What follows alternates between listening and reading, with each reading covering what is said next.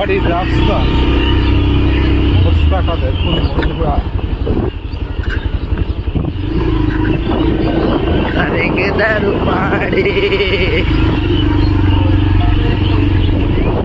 ওই পাহাড়গুলো দেখো, পাহাড়। এই যে আমাদের পাহাড় নৌকারির, ঠিক আছে। তো এখন এই যে লরি যাচ্ছে একটা, সেই ধুলো খাতে হবে এখন। তো ওই দেখো আমাদের এখানে নার্সারি, ওই দেখো বাগান, ঠিক আছে। ये देखो रास्ते की हालत कैसी खराब है।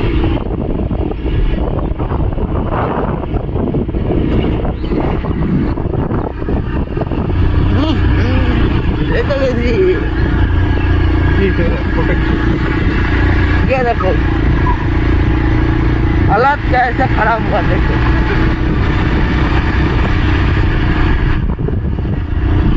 लोग ऐसे कैसे जा सकते हैं।